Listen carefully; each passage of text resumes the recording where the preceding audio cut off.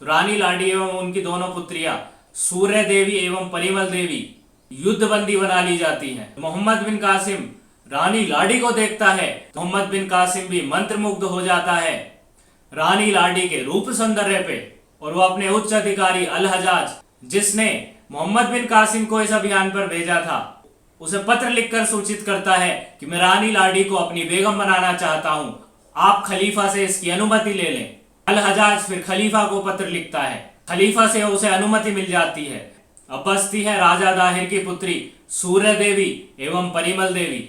चचनामा के अनुसार सूर्य देवी एवं परिमल देवी को खलीफा के सामने प्रस्तुत किया जाता है हिजाब पहनाकर। खलीफा उनसे स्पष्ट ही पूछता है कि तुम में से ज्येष्ठ कौन है, पहले मैं उसके साथ रात बिताऊंगा, फिर तुम दोनों में से जो छोटी पुत्री है फिर उसके साथ हम बिस्तरी करूंगा। तो सूर्य देवी उसे बताती हैं कि वह ज्येष्ठ पुत्री है राजा दाहिर की, और ये कहते हुए वो अपना हिजाब ऊपर करती हैं।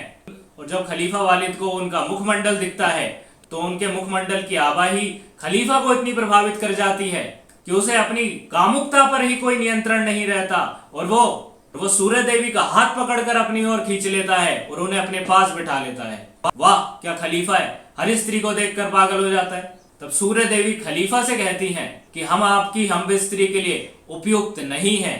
क्यों नहीं है? क्योंकि मोहम्मद बिन कासिम पहले ही 3 रात हमारे साथ बिता चुका है। तब वही खलीफा गुस्से से लाल हो जाता है कि मोहम्मद बिन कासिम ने ऐसा किया।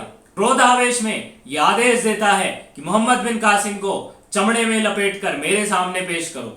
जब मोहम्मद बिन कासिम को खलीफा का यह फरमान मिलता है तो मोहम्मद बिन कासिम अपने आप को बक्से में बंद करके खलीफा के सामने भेज देता है। बक्से में बंद करके भेजा था मतलब सांस नहीं आई होगी, सांस नहीं आई होगी तो मर गया होगा। जी मर चुका था वो, उसकी लाश ही खलीफा के सामने पहुंची थी।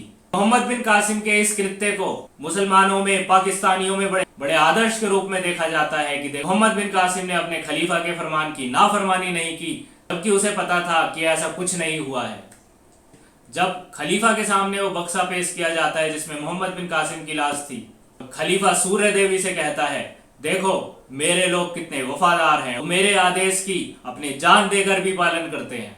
तब सूर्य देवी खलीफा को सत्य से अवगत कराती हैं, मोहम्मद बिन कासिम ने मेरे साथ कोई रात नहीं गुजारी थी, मैं उससे प्रतिशोध लेना चाहती थी, क्योंकि मोहम्मद बिन कासिम के कारण हमारा राज्य नष्ट हुआ, हमारी प्रजा गुलाम बनाई गई, मेरे पिता की मृत्यु हुई। जब खलीफा ये सुनता है कि सूर्य देवी ने तो प्रतिशोध लिया है, मैं मूर्ख था जो मैंने उनकी बातों पर अमल कर लिया, तब खलीफा ये फरमान जारी करता है कि इन दोनों दाहिर की पुत्रियों को दीवारों में चिनवा दिया जाए।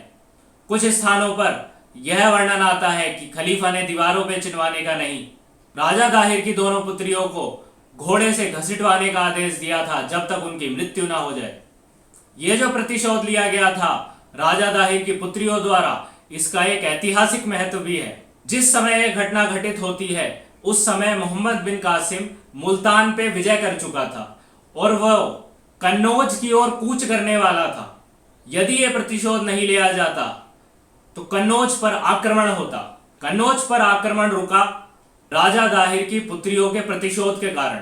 चचनामा में तो वर्णन भी है कि मोहम्मद बिन कासिम ने तो कन्नौज के अधिपति राजा हरिचंद्र को पत्र भी लिख दिया था कि तुम इस्लाम कबूल कर लो और खलीफा के शरणागत बन जाओ, जिसका उत्तर राजा हरिचंद्र ने दिया था, कन्नौज की भूमि 1600 वर्षों से हमारी ही है और आगे भी हमारी ही रहेगी, इसे कोई हमसे नहीं छीन सकता, और तुम अपने आमिर को जाकर यह कह दो कि यदि उसे हमारा शक्ति परिचय करना है तो रणभूमि में आकर करे।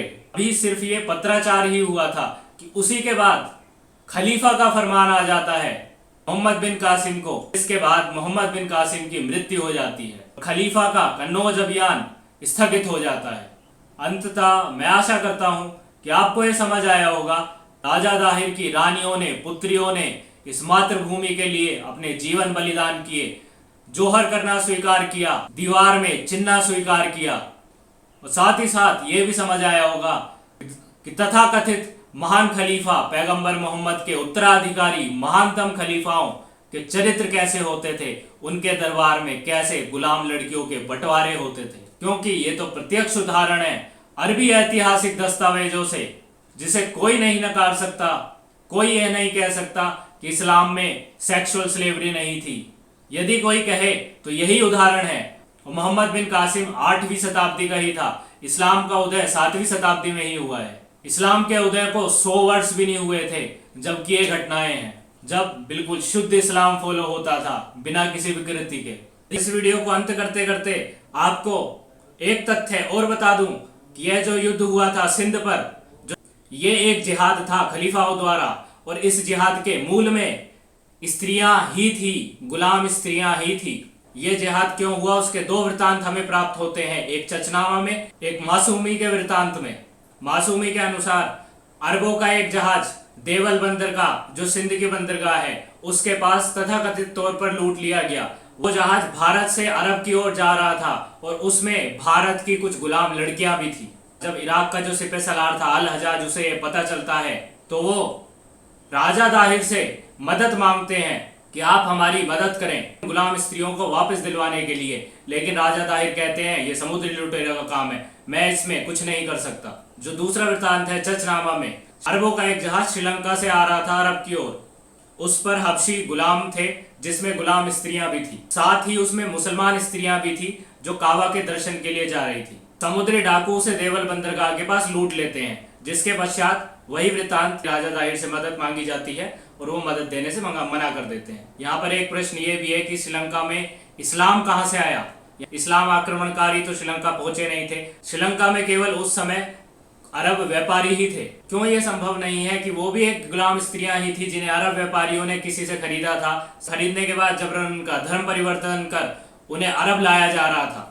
तो यहाँ भी एक तथ्य हमें स्पष्ट होता है, अरबों में, खलीफाओं में स्त्रियों को लेकर क्या दृष्टिकोण थे, कैसे गुलामों की खरीद फरोख्त होती थी, कैसे युद्ध के बाद बंदी स्त्रियों का बंटवारा होता था खलीफाओं के दरबार में, और स्त्रियों और गुलाम स्त्रियों तक के लिए जिहाद कर दिए जाते थे। क्या आपको लगता है जैसे खलीफाओं के समय गुलाम लड़कियों के बंटवारे होते थे, आज भी जो ISIS करता है इसी पैटर्न को फॉलो करता है?